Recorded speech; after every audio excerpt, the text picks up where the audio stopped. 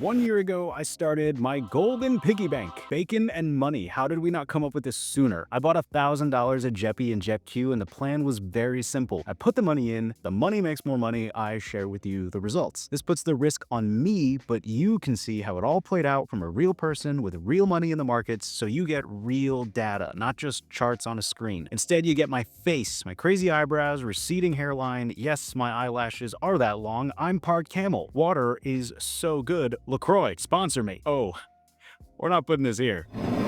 Rajvee's got to get paid for that. I'm going to consider telling my retired parents to put any money into something like these ETFs. You better believe my data is from the best source, my own accounts. I own these in part to get comfortable with them, learn about them directly during up and down periods of the market, benefit from them while I can, but also because they are so new and someone's life savings might end up in these positions. That's why I'm sharing my holdings with you. The more information is freely available, the better decisions we can make. Wow, that was heavy. You lift, bro? For that purpose, when it comes to my own positions, the dollar amount I invested doesn't really matter for you. What does is the percentage of gains and losses, because that applies to $1,000 invested, $10,000, and even higher. I'll also show you how much I've been getting paid in dividends, because it's motivating to see someone else's account grow. These kinds of videos inspired and encouraged me to invest a long time ago, and they also encouraged me to stick with it and just keep snowballing. So if you're considering JEPI, JEPQ, dividend investing in general, there's something here for you. Also, this pig needs a name. I like Earl Oink. I think this money pig should be called Earl. So the obvious question is, why would anyone buy these ETFs if by design they will not perform as well as something like the S&P 500? It's very simple. Some people have to pay for things today. Where's my money, Daryl? I give you $5 in 2008 so you could buy lunch, and I still haven't gotten it back. Ya boy, still waiting. Covered call ETFs are incredibly valuable for a specific type of investor, not most investors. According to the data, not all of us have millions in a retirement account, but we all need cash flow. Bills need to get paid every month. I would know. I just paid my power bill, and they don't take happiness, sunshine, or rainbows. Can you believe it? They hate all of those things. They do take US dollars, though, and as a dirty capitalist, I respect it. A more traditional approach to retirement is something like VOO, an ETF that's based on the S&P 500. It has a dividend yield that is less than 2%, and with the money most people have invested, that boils down to not being able to live off of that. So the other option is to sell your shares. Even if you do sell some of your shares and let the market continue to grow what you didn't sell, we are real people living in real life. Expenses increase as we get older. Old people need glasses, hearing aids aren't cheap. You know what the going rate on a couple of kneecaps are these days? My hips don't lie though. The money always goes faster than it comes in, and we don't want to risk losing too much of our principal from our investments for retirement. We want the money to be there longer than we need it. There's also another option. You could still work and be semi-retired, but for most people, how much money you earn in a given year eventually tops out. This is not me saying you as an individual can't make a bunch of money later in life. It's just not the norm for most people. Your peak earning years are your peak because some start working less or work less demanding jobs and earn less as a result. People slow down. Increasing expenses combined with less income, combined with limited retirement funds and low yields does not sound very cash money, homie. Bottom line, cash flow gives people options. Since we can't all be rappers making 100 bands a show, just kidding. I googled it. 21 Savage apparently makes way more than that. There exists a need in the marketplace for higher yield ETFs. Good for us. Fund managers have found a way to earn more with less money with covered call ETFs. Oh, they're going to charge us though. They make that money managing our money. Don't get me wrong, I'm totally cool with that. They want to stare at these charts and trade options all day and pay me to do it. I'm getting a great deal. Sign me up. Before you just go and buy an Earl of your own though, there are pros and cons to investing in these ETFs. Generally speaking, covered call ETFs are a trade for cash flow now, sacrificing growth down the line. We've all got our choices to make, but I get it. You only live once. I don't need more Pokemon cards, but I want them. Being financially responsible isn't easy, but it is incredibly sexy. I think once again, we've established I'm not like the other finance YouTubers. Thank you for watching, liking, and subscribing. Sincerely, Rajvee, your favorite financial goofball. JEPI and JEPQ are not the only covered call ETFs I own. I also own SPYI, FEPI, and special bonus, I own SVOL, which makes money from the VIX, and ULTY, a fund from YieldMax that allows me to benefit from them trading options. You'll get the results for all those positions, and I'll throw in how my SCHD position is doing for comparison. If you watched the previous video in this series, you'll notice that I don't own Coney and Tesla anymore. anymore. And that's simply because single stock investing and investments based on single stocks are high risk, and I'm already taking risks outside of the stock market with crypto directly. XRP video coming soon. Use this data for entertainment purposes, but please don't consider this financial advice. I'm talking about golden piggy banks named Earl. That's ridiculous. My position in JEPI was worth $1,000 since roughly December of 2023. Since then, I've added another $500 to the position, and I've been paid a total of $125.83 since first buying into it. That position is up 5.76%. What about JEPQ? My position was worth $1,000 since roughly December of 2023, and since buying into it, I've been paid a total of $125.24 in dividends, and the position is up 18.72%. On the SPYI, my position was worth about $1,000 in December of 2023, and since then, I've been paid a total of $128.83 in dividends, and the position is up 8.02%. Now for FEPI, my position was worth about $1,000 in December of 2023, and since then, I've made $248.10 in dividends. The position is down 6.98%, but keep in mind, I've been reinvesting the dividends from FEPI back into FEPI, and despite it being down overall, I have been paid out a significant amount, which is technically more than the losses. Those new shares and the ones I already owned have dipped a little bit since I purchased them, but if things recover, that would mean more in dividends since I bought more shares at lower prices. For SVOL, I bought, sold, then bought back in. Long story short, the position I bought back into was worth about $1,000 in June of 2024. Since then, I've made $79.76 in dividends, and the position is down overall 6.61%. Now, interesting note here is that I've not been reinvesting into SVOL, so technically I did take profits in the form of the yield, and overall I'm still up. For ULTY, I bought $500 worth in June of 2024. Since then, I've been paid $186.78. The position is down overall 33.24%, but because again, I am not reinvesting these dividends, I took the yield as cash, I am still technically up. So in total so far, I've earned $817.78 in monthly dividends from these income ETF positions, and I did it simply doing nothing. Passive income, y'all. And generally speaking, the higher risk ETFs were paying out higher dividends. The overall performance was varied from ETF to ETF. Of course, the week of gathering this data, the markets had taken a huge dip, so what the future holds, no one knows, but it'll be interesting to see how these perform down the line. That's literally the point of these videos. Now, we know that there will be uncertain times ahead, and that's why my largest position in this portfolio is SCHD. This is my core position because I spend the least amount of time thinking about it, and that's because of its lower risk strategy by comparison to some of the other things I own, and it's done pretty well historically. I have just over 376 shares of SCHD, and I've received $49.06 from dividends in 2022, $85.56 from dividends in 2023, and $328.38 in 2024, for a total of $464, a majority of which came from the past year because I added significantly more shares this year. The position overall is up 6.41%, and it's interesting to see that this 6% gain is worth significantly more dollars than other percentage gains in the portfolio because of the size of the position. This will most likely translate to higher returns in the future given the growth potential of SCHD. So yes, it requires a lot more money invested to get a larger dividend, but SCHD is offering more stability and growth down the line, which is going to be very valuable for me personally when I'm older and using my investments as a more primary source of income. And I gotta be honest, it's pretty awesome to finally see my own numbers going up after a few years of sticking with it. Earl, say bye to our friends. Oink!